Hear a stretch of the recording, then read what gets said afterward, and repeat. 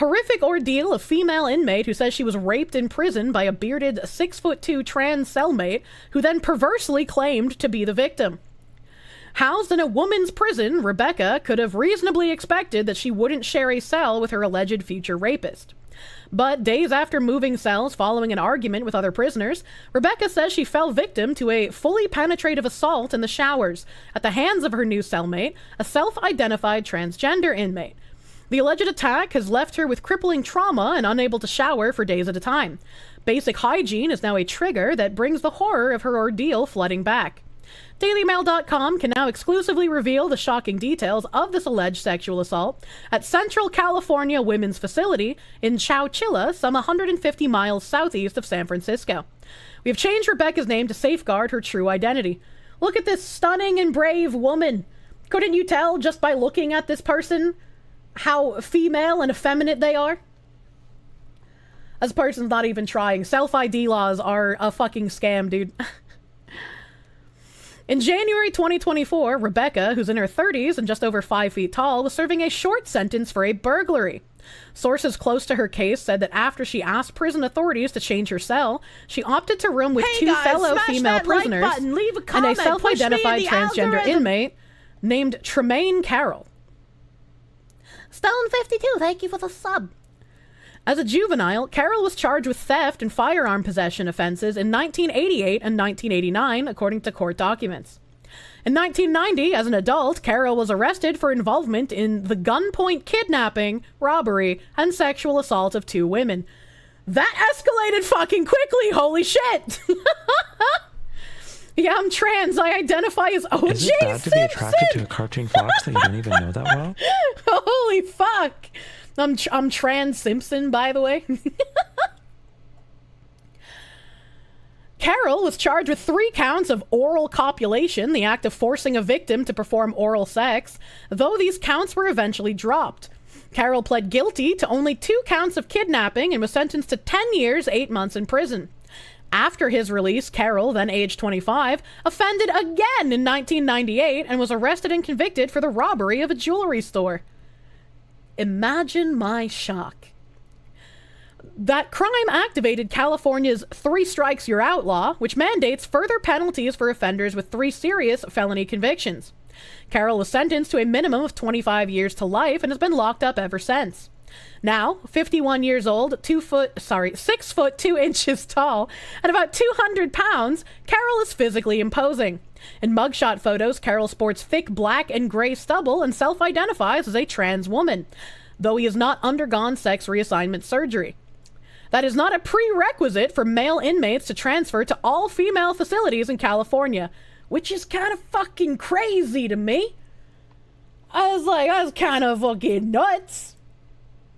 Why are they calling him a woman? Good fucking question. On September 29th, 2020, California Governor Gavin Newsom signed the Transgender Respect, Agency, and Dignity Act to allow incarcerated transgender, non-binary, and intersex people to request to be housed in a manner consistent with their gender identity.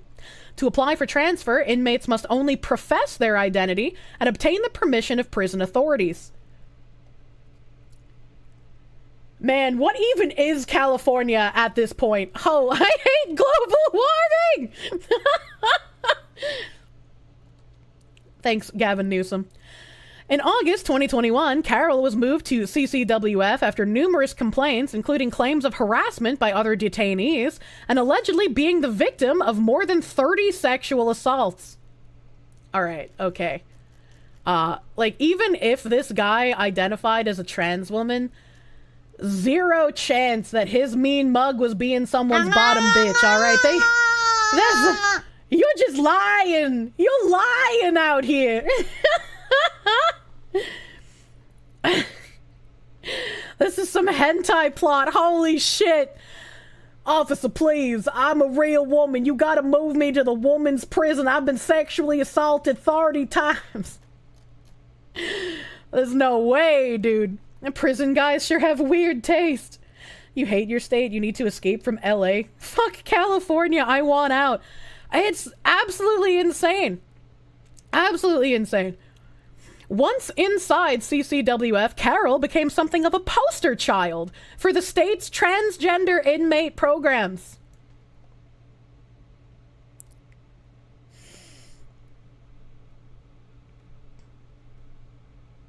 Chad, I'm tired of Clown World, dude.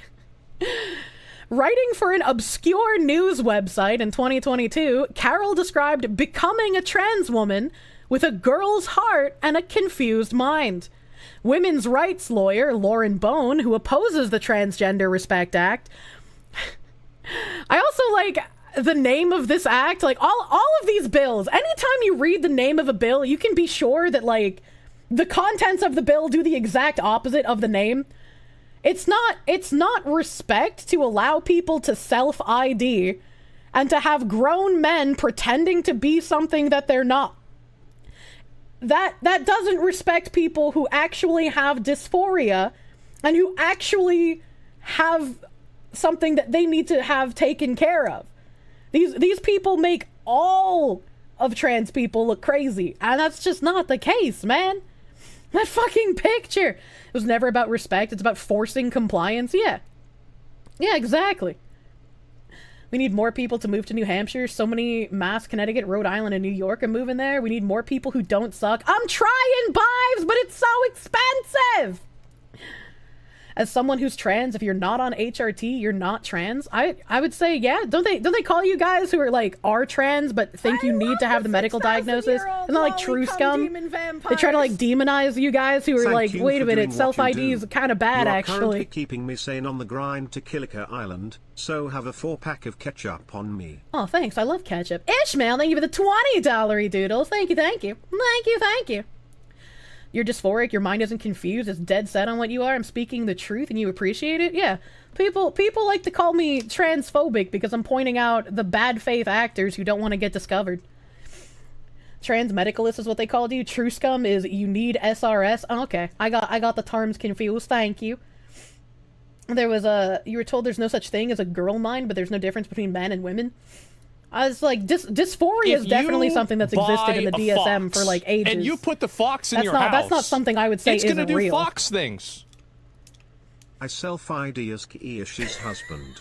Now, get in the kitchen and make me a sandwich, fox. Where's my giant tanzanite ring, hell? If you're gonna self-identify as my husband, you're gonna have to play the fucking part. Now get the ring and get in the bedroom. You're losing your soul. Thank you for the $10. Thank you. Kier will do fox things. Yeah, hello, Coyote Briggs. If California falls into the ocean, then Arizona is the next California, and I don't want that.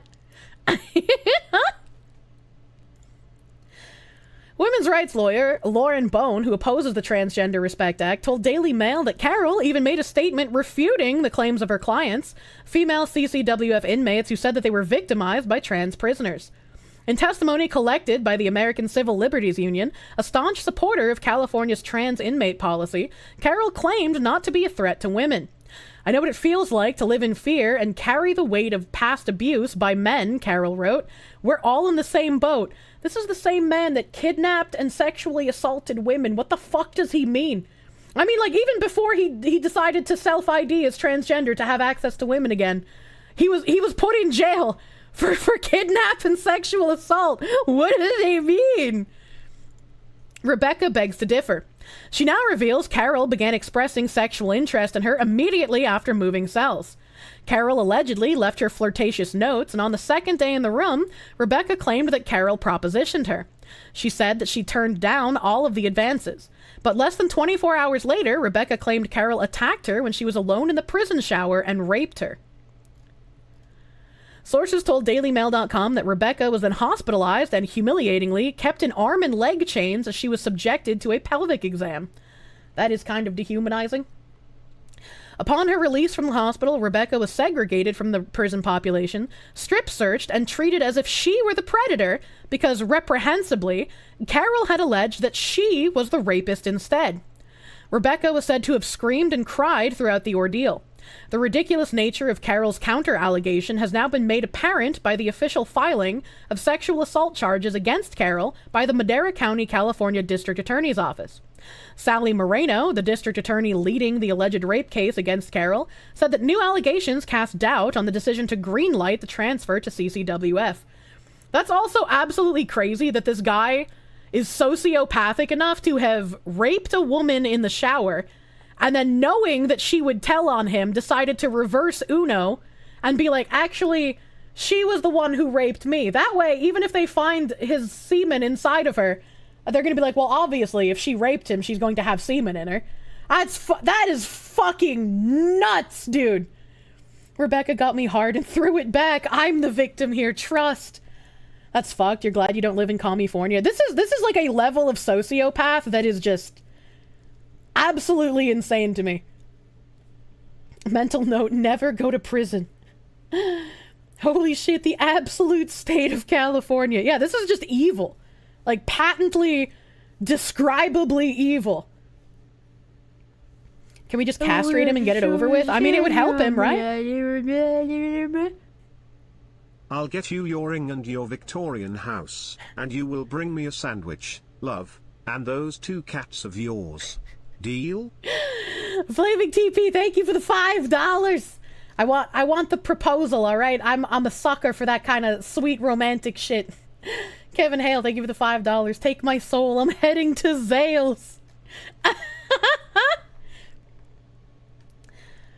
Where did I leave off here? Asked if the California Department of Corrections and Rehabilitation should review its procedures, the DI said, I certainly hope so.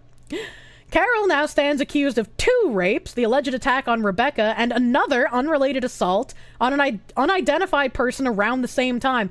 This man raped one woman in the shower, had enough time to go find another woman and rape her too, and then also lie about having been the victim instead of the perpetrator. This man deserves death, dude. Death, a swift death is too good for this individual.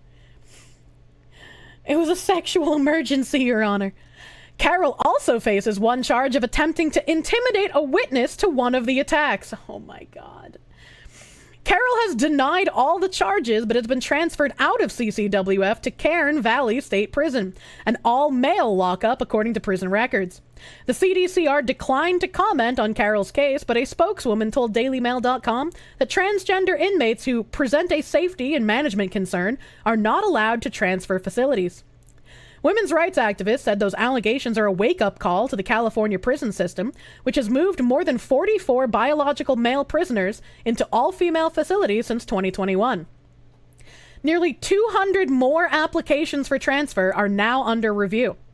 According to a lawsuit filed by the Women's Liberation Front, a liberal feminist advocacy group, CCWF installed condom dispensing machines after the law's passage. I remember this. We read that on stream when that happened. Whistleblowers have also come forward. Former California State Prison Guard Hector Bravo Farrell worked at Diego Richard J. Donovan Correctional Facility, a high-security men's penitentiary near San Diego. He said that after the 2020 law passed, predatory inmates were chomping at the bit to fake sex changes and request transfers. Do they have to refer to the evidence as her semen? Clown world honk honk do not the kosh. You know, they probably do reference it as her semen, if I had to guess. What the fuck is happening anymore? Good question. Women's Liberation Front? What is this, MHA? Yeah, you know. What's so funny is feminists betraying their own holy shit. Imagine my shock. That's not very surprising. It's not very surprising at all. There was that one California prison that started giving one inmate estrogen without a doctor involved because he was aggressive. Oh, I remember that too. And I think that's also bad.